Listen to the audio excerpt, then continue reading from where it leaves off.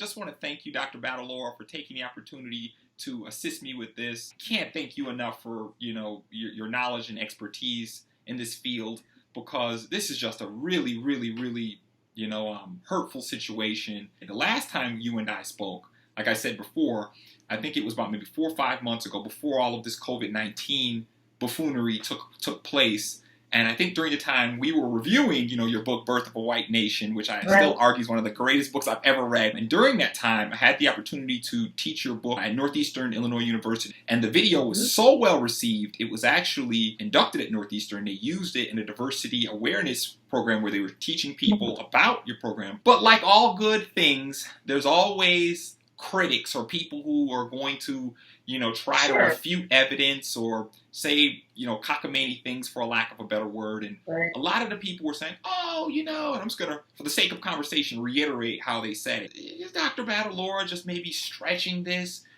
All of these things with white supremacy and these laws, it took place so long ago. So it's not really relevant today. Can't you just say that all that stuff was in the past and we should leave the past in the past because we are more progressive? They love to use that word, Dr. Battalora. We're so progressive. Things have changed. And, at the time, I didn't have any really tangible evidence to combat them. And again, I wasn't really privy as to what transpired. But look where we are now with Mr. Blake. Look at what just transpired with George Floyd. And so on and so on and so on. Just a couple names that I have here written down. I remember the Amber Geiger case, where the African-American male was shot in his own home for just being in his own home. And then all these other individuals who did extreme and heinous things. Kyle Rittenhouse, who just shot 2 people down the street for protesting. And in Kenosha, remember the Dylan Roof shooting, where he went into the church and shot up 9 people. So the list goes on and on and on and on. And so the question I pretty much have for you today, and I'm just going to make it very simplistic, is can you possibly give an example as to why this book is so relevant and how it correlates to what has transpired as of late with Mr. Blake? I would love to do that. So in the book, Birth of a White Nation, what I do is walk us through a very specific moment in time, because when I was doing legal research, I discovered that the human category called white, referencing a group of humanity, it exists nowhere in law before a very specific moment in time. And so I was really curious about that, because my birth certificate has white clicked off, right? It's this label attached to me from the moment of my birth. And so I had thought that being white was something that existed and that people understood as existing as long as people have been around with low levels of melanin. Right. But the evidence in front of me, viewing the legal record, suggested something very different. And so in that book, I explore the history of when, where, how, and why this group of humanity called white people came into existence in North American colonial law. And so that history makes it absolutely clear that this group of people called white people was invented for 2 purposes: to divide the masses from each other into white people and not white people, and to place those called white people above non-white people. So divide and domination. Those are the purposes for which white was invented and have served in many ways ever since. And so to then shift from the colonial North American era into the United States, probably the most helpful thing to understand about how that works is to first realize, and I talk about this in the book, that as a matter of founding law, the very first Congress of this country determined that in order to have access to citizenship in this country when you're not born here, you have to be white. And so they institutionalized this idea called white people as a matter of founding law, conferred it with privilege, right? Because the requirement of being white to naturalize lasted more than 150 years. Wow. And so Whether you were male or female, you got that privilege. If you were an immigrant and you were seen as white and you wanted to access citizenship, whether you were Christian or Jewish or Muslim or atheist, but you were white, you got it. Whether you were poor or rich, you got it. So you get the point. It was an advantage conferred by virtue of being seen as white, whether you wanted it or not, whether you asked for it or not. Because the point is that it's baked in. It's structural. And so that kind of advantage given to people seen as white can be seen throughout U.S. history. And I would like to reference a law that we saw in the colonial period that we also see throughout U.S. history, because I think it might be helpful for people to understand a link with what we see today, Sure. what we've seen unfold in the last weeks and months. Right. And so one of the first laws got sort of passed in bundles when we saw this group called white people first being used in law. And we saw that every time a reference in colonial North American law was made to white people, they were getting something more than people who were not white. And here's the other, for many people that won't sound surprising at all, but it is surprising for many folks when they realize that free people of African descent, and it was not uncommon during the first 3/4 of the 17th century in colonial North America, for there to be free people of African descent. It was not, so it wasn't uncommon at all. And here's what we know. We know that persons of African descent who were enslaved, persons of European descent who were indentured, they worked on the same plantation, they were treated the same. There was no hierarchy. People were not treated worse or better dependent upon their country of origin. Sure. And during the same chunk of the century, free men of African descent and free men of English descent, for example, had the same rights and privileges as a matter of law. So free men of African descent could vote, and they did.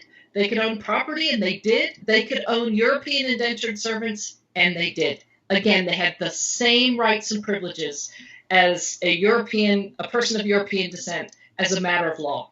But as soon as we see this category called white people starting to get pushed out through law, that experience of sameness, of similar treatment, vanished. It radically transformed colonial society so that common experience vanished. And so ever since that moment, with the invention of white people and the reorganization of society that it brought about, white people have been above and people who aren't white have been below. And one of the laws that was part of that first bundle of laws was a law that prohibited people of African descent from testifying against white people. I remember you saying this. Talk about one law that can ensure that people of African descent and people of European descent will never be on the same playing field, right? Because that law taught white people, this new group of humanity called white people, you have the authority by law to treat a person of African descent however you wish, and you don't have to fear prosecution unless a white person will testify against you.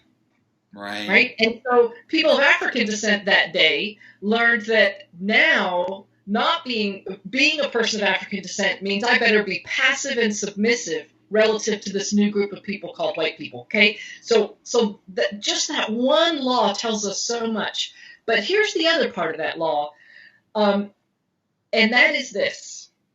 That law reveals that the law is aligned with the interests and perspectives of white people. And so this law that prohibited people of African descent from testifying against white people, we see that law passed throughout U.S. history. For example, Mexican people were prohibited from testifying against white people people of Chinese descent and then Asians generally were prohibited from testifying against white people. Native American people prohibited from testifying against white people. So that law worked for its intended purposes. And how do I know it? Because we see it throughout U.S. history. And so let's consider what those purposes are.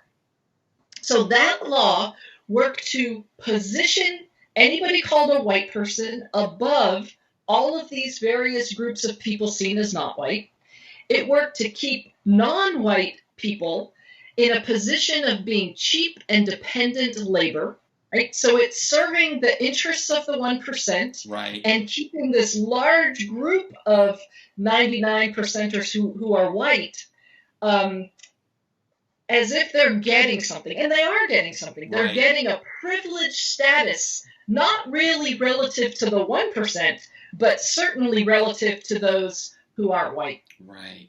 And so we see also in that law the reassertion and the reassertion of the fact that the law, this legal system in this country called the United States of America, has persistently and consistently reflected the interests and perspectives of white people. And so let's bring that up to today, and right. let's talk about just the most recent incident. All of the details are still getting worked out. Right. But even without knowing those, here's what we know generally. And most of us can just work off of the video footage that we've seen. Right. So we know that Jacob stopped to really seems like being a good Samaritan, stopping because seeing a physical conflict and going to try to help stop this physical contact. Right. At some point, police arrive. His children are in the car, and we know that he goes to his car with his back to police and gets 7 bullets put inside his back. That's insane. And so now we're hearing he had a knife in the car. Now, if you're a police officer and somebody's outside of the car with their back to me, and even if I know that there's something like a knife inside the car. And pardon my interjection, Dr. Battalora, you know this because you're speaking, and I don't know if most viewers or people know, you're speaking with experience because you were at one point a police officer, correct? No, I worked for Chicago Police Department for a few years. Boom. What you always want to consider is the reasonableness of having a fear for your own safety or the safety of another. And so it becomes really difficult to see any reasonable fear for one's safety or that of another. So that's just general, right? A very general, broad picture. Now let's turn to the individual carrying an AR long rifle. Yeah, Kyle Rittenhouse, I believe his name was. And he comes to their demonstrations arose because of what happened to Jacob in front of his children. I don't even know. I'm not going to presume intent. Right, He's there. Right, He's right. just physically present at the thing. And what we know from witnesses is that he shoots and kills 2 human beings and seriously injures a third.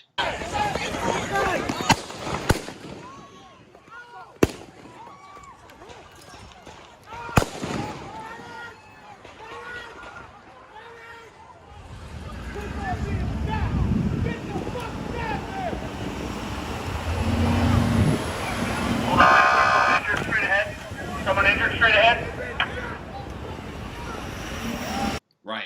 He walks away and past police officers and goes home, and is later, significant chunk of time passes and he's picked up. So wow. This helps to capture the different worlds that white people experience in this country versus, especially when it comes to law enforcement, and what non-white people, especially indigenous people and people of African American descent, of African descent, rather. And so one of the things that I do want to touch upon, though, is that we're focusing on law enforcement, and we need to, as a problematic institution. But the fundamental problem that the history I talk about in Birth of a White Nation helps to reveal is that the problem of everyday white supremacy, or what my daughter actually came up with a wonderful terminology for it yesterday, acceptable racism. Right. So acceptable racism persists in this country, not just in law enforcement organizations, but it's pervasive. So those people who want to view this as exclusively a law enforcement problem do not understand the problem and Right. the root of the problem, which is whiteness, right? And so, if I may, I'd like to shift to how whiteness works, because Of course. I'm using a word. Please do. Yeah, we think we're probably talking about the same thing, but I have a very particular meaning, Right. and I find that it's super helpful for us to understand it. So whiteness was actually conceptualized by a University of California, Davis sociologist by the name of Ruth Frankenberg. And she conceptualized whiteness as having three components that are interacting all the time.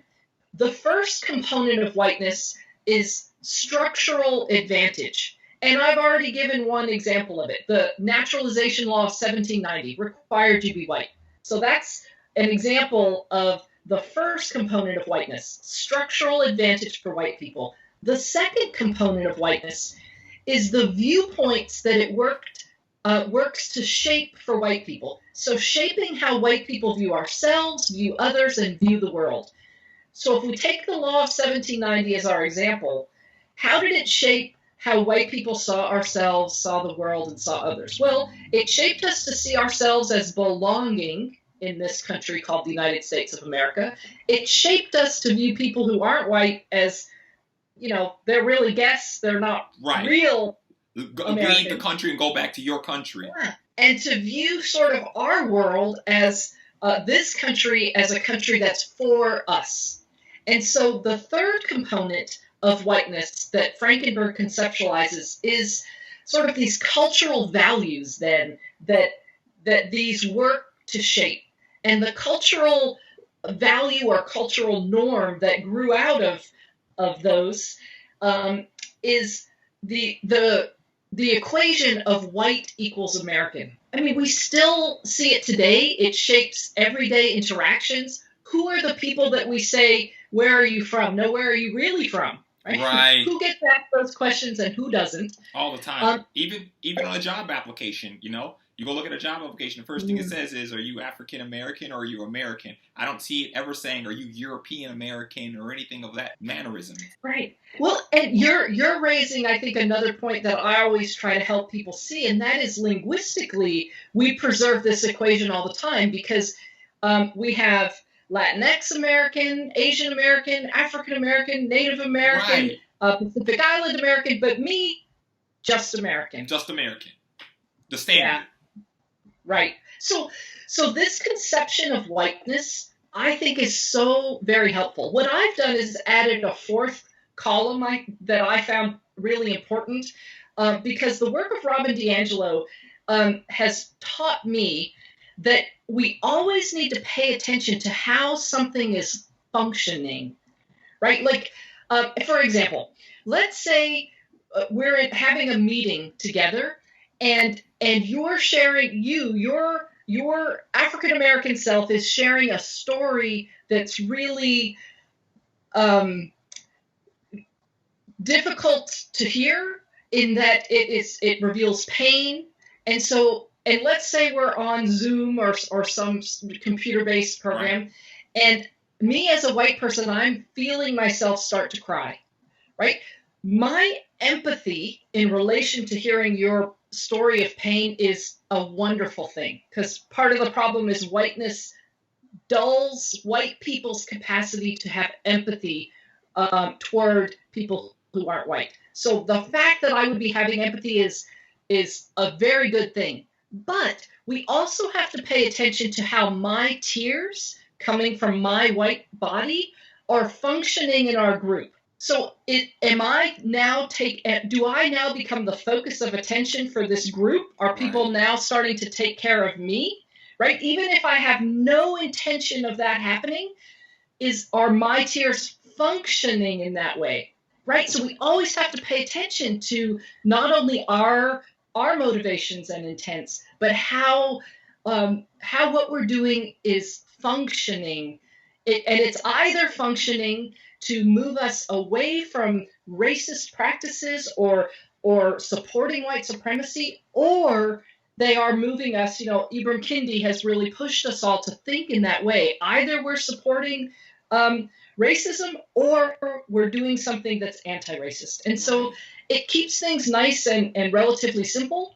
And I think it's very useful in that way. So I propose a fourth column to the conception of whiteness, which is paying attention to how it functions.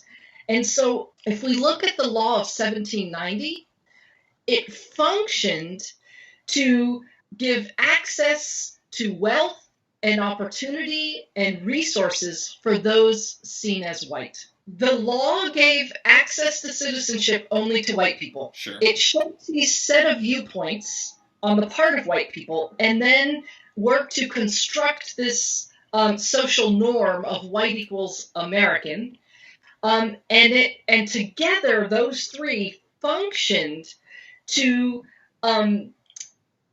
justify greater access to wealth and opportunity. I'll give some concrete examples. The law of 1790, it was used, for example, as evidence in the Dred Scott Supreme Court decision to show that the founders never intended people of African descent or people who weren't even seen as white to be citizens of this country, right? So the law of 1790 and its exclusion from citizenship worked to justify bundles of laws that prevented non-white people from being in a managerial position. It blocked them from various state or local governmental jobs. Wow. It functioned to support white laborers getting paid more for the same work as various groups doing the same work but who were seen as not white. So it's really been pervasive, the impact of that particular law. So that's and Sydney, that's one example. Just that one. is only one. There are thousands of these laws, but it's just I like to use that one because it was one of the very first laws that the founders of this nation passed, and it did last more than 150 years. Now, for those people who say, okay, but that 150 years has come and gone. Right. I'm hoping that you were going to get on. I was hoping you get on Let's that. go there. Because then you get right over here and see the TV. Like, I was literally watching it a couple days ago, too, and somebody was replaying the clip of Tucker Carlson saying, oh, this is all a hoax. No, it's not a hoax. People are actually dying. How can you boldly say this with a straight face? So, please, Dr. Battalora, I was hoping you would hit on that, but I should have known better, knew you wouldn't let that rock go unturned. So, please do. Yeah. So this is the best way I know how to explain it that I think is most accessible to folks. So let's pretend you and I are going to play the game of Monopoly. Right. Okay? And right now you just have one position that you're stuck in because there's a law that prohibits you from playing further around the board. But me, I get to go around the board, set things up, build some things, and I go around, let's say, 20 times before you're allowed to start. But now that law's removed, it's removed, and so now everything's equal, right? It's all fair, it's all equal now. But it's not equal because you already had an advantage to build your empire up while I don't. Exactly. And so the inequalities that those laws put in place, because we have never made reparations, they only persist. We've removed the laws that created them in the first place, but because we haven't corrected for the inequality they caused, the inequality, in fact, numbers are showing that the inequality is in fact getting even worse. So, of course, right, just because you get to play doesn't make, we're all equal now, quit whining, right? But that's crazy, because what I got to do was I got to go around and I got to establish every single institution of this nation. The lending, so all banking systems, and I set them up for people like me, to advantage people like me, to ensure the success of people like me. I got to create all the institutions of education, and guess what?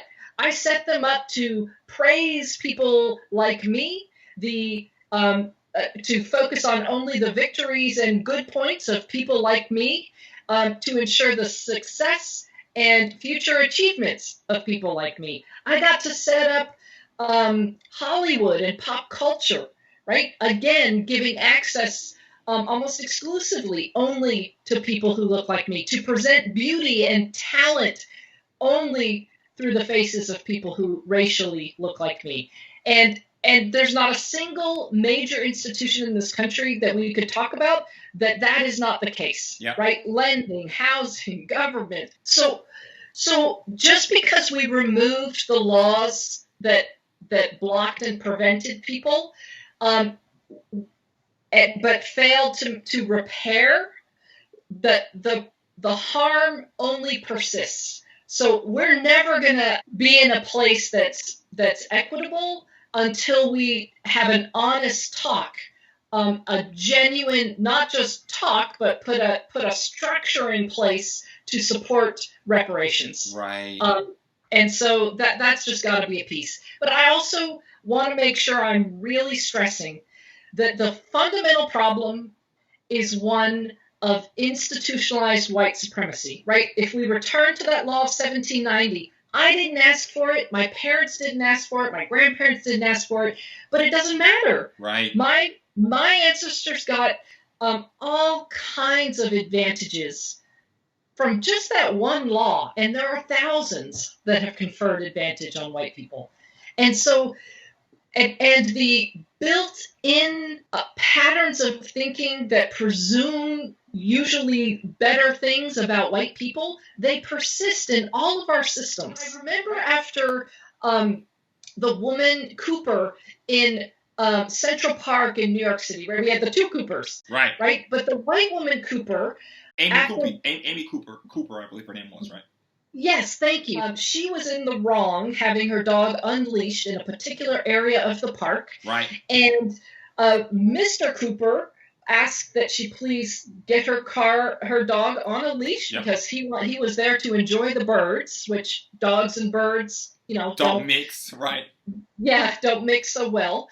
And instead of complying and then perhaps even apologizing since she was in the wrong, she enacted what this culture and society has taught white people. Because, right, if we return to that column of whiteness, which are the expectations that these laws have created for white people, we see that she very much acted out of pervasive expectations that this culture and society that we're born into teaches white people to have. Yep, that substantiates your argument right there, because she was fully aware of that type of belief system, that if she called the police may come on in and take her side over his, and she even said it, I'm going to call him and say you did this, to try to incite fear in him. Yeah, there was nothing unconscious. Right? People often say, "Oh, unconscious bias." That's an example. I'm like, there's nothing unconscious about that. That revealed very much conscious bias and the use of whiteness. But I also want people to see the whiteness that she drew on is part of our acculturation, especially as white people.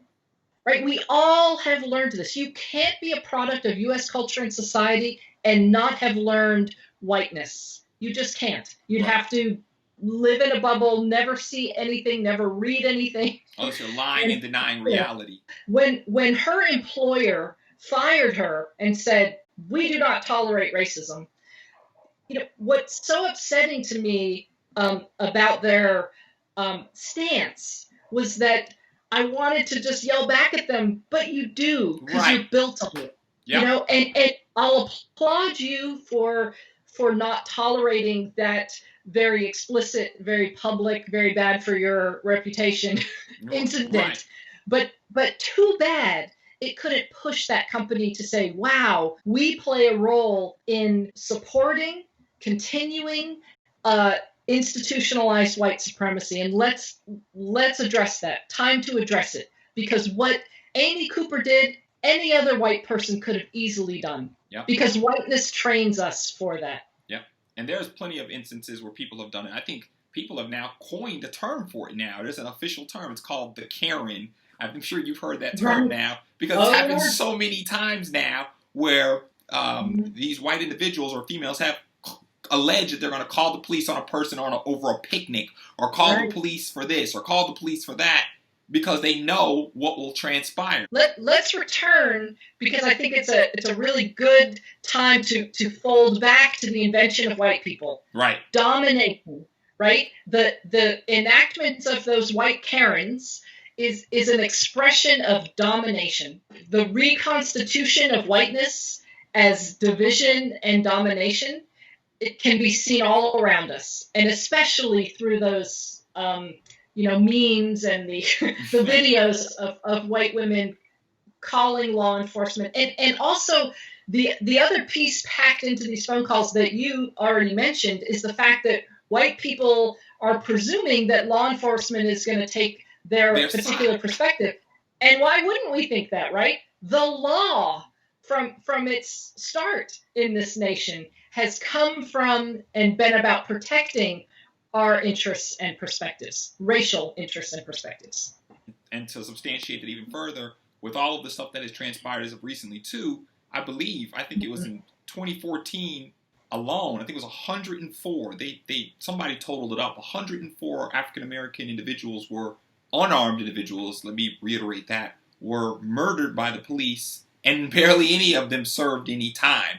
So I think somebody even went on to say that more people died in 2014, black males and females unarmed, than the worst time of Jim Crow, when lynching was at its highest. So if that's happening, and nobody now, Dr. Battalora, is being prosecuted for this, as you had brilliantly said, what does that tell our society or allow people to believe? That if you're white, you can just get away with anything, and there will be no consequences for your transgressions. That's right. If you look at the legal decisions that actually so strongly support law enforcement officers, even when they engage in behavior that's problematic, there is so much change. Not only do we need training for officers, we need departments that, first of all, don't tolerate these Yahoo excessive masculinity kind of cowboys who get drawn in, right? Who have an ideological white supremacist position,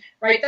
That's a no-brainer, but sadly still doesn't exist. Right. Second, we need departments that actually reward people who are skilled at deflating situations, not ramping things up. Right. People who understand our how whiteness works, and whiteness works different for different people, right? For white people, there's a whole set of things we have to be aware of, pay attention to, because of how whiteness works in and through us. And so to train officers to be aware of those, and again, to reward when people look, for most of us, our default settings are going to be out of the worst of whiteness. Right. And so it takes real effort, and we need institutions to reward people who are doing the work to fracture whiteness as supremacy, who are rejecting the divide and domination. But it takes work and effort, and we have to start having educational institutions, law enforcement institutions. Every darn institution in this country has to come up with ways to reward those who are doing it right. Instead, when I was a police officer, I got a reward not for deflating situations, not because I exhibited the kind of things that we're talking about, but you would get these I can't remember what they're called, like a recognition. You get a little recognition reward. Was it like a plaque? Having engaged in a physical something, for finding a gun, you know. And so you have to look at the reward system within our systems of employment, and especially when it comes to law enforcement, because I suspect we're rewarding some very problematic behaviors. Right. The white people who are so upset about the damage to property, I'm not encouraging damage to property, but those who are so upset about it, I just hope they are more upset at the harm to human life that we see unfold. Couldn't have said it better. I've had friends who are arguing with me about it. I'm like, you're acting as if, and I have nothing. I understand you have a business, but at the end of the day, you're acting as if you don't have insurance. You're worried more about the property than you are about the people who've actually been injured or murdered. Right. Yes. My heart goes out to these, to Jacob, to his family, to his children, those poor kids, to the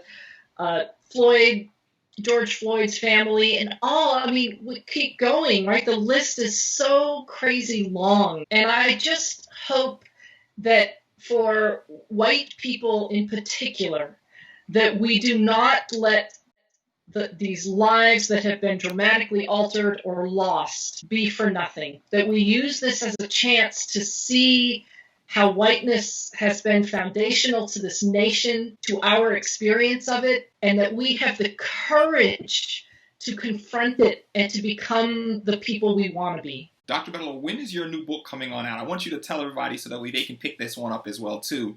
A lot of the people that I've actually shared this video with went and purchased your book on spot, and we talked about it. It was really great. So when is the second edition of this coming out, or do you have an idea of when it may materialize so that way people can grab it? I suspect it will be out around mid-2021.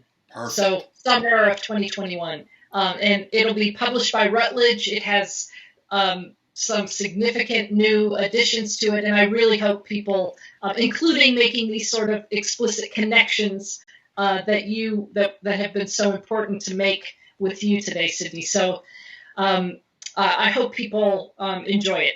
I'm pretty proud of it. Thank you so much, Dr. Battalora.